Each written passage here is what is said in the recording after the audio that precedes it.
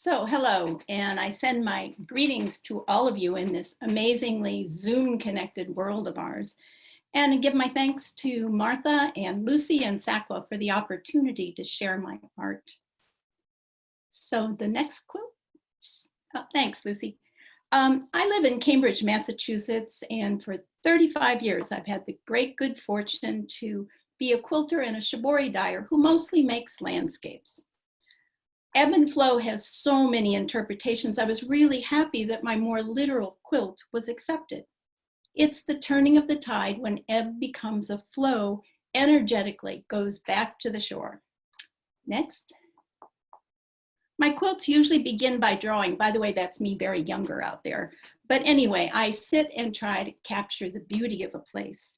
But this quilt's image comes from a California state park when I was teaching in Santa Barbara. And so there wasn't time to sit and draw, so my photo had to suffice. Next. Back in my studio, I draw and redraw, trying to internalize the image, I think, and to simplify what I drew, which I really need to do.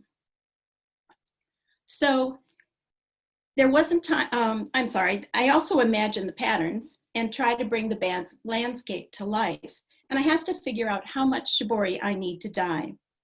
The lower drawing is squared off, ready to take to a photocopier to enlarge to full scale. This is actually the closest I come to modern technology in my process. Next. Some of my quilts, like the Wave, are whole cloth. That's when the top is one piece of fabric. You can see that top in the foreground, and behind it is an enlarged detail. First, I penciled on the drawing to the top. I'd put the drawing on, I'd pencil it in. And then in this case, I added and painted a little bit of blue dye. Next comes the shibori. Areas that will be patterned, I've filled with stitches. Areas left empty will be flooded with the dye. Next. After the stitches are gathered tightly and knotted, that controls the dye, controls where it goes. So then indigo dyeing happens, and that involves submerging the fabric for a couple of minutes and then airing it to oxidize on a line. The process is repeated to deepen the blues. And here it was done about 12 times actually. To air the dye, I stretch a line from that sink over there all the way to the filing cabinet next to my husband's computer. We share this room, and thankfully, we're still happily married after over 50 years. Next. After dyeing and airing, the stitches are removed to reveal the design. This is the top then that comes out of the dye pot. I'm always hoping for good results after all that stitching. I then sandwich the top with the usual batting and backing for a quilt. Next. The sewing happens in this room. I'm grateful in COVID times that my studio is at home. Nothing fancy since I only need a design wall and pins, needle and thread, scissors and thimble, maybe a ruler and tape, and sometimes a hoop. My sewing machine is only for binding and hanging sleeves. Next. Here's the finished quilt again. This and my other landscapes seem very straightforward, but there are subtexts that are important to me. And next, this is a detail. For me, landscapes mark time, day and night, the seasons, and of course, tides.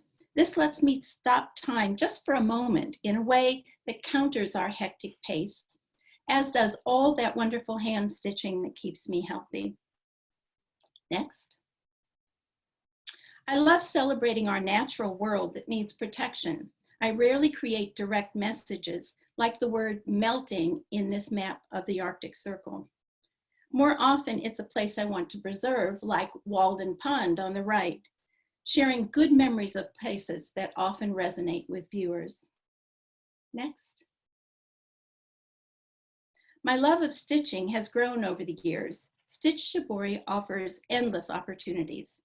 Even after creating the samples for teaching, I'm still finding new ways to sew and dye stitched patterns. Next.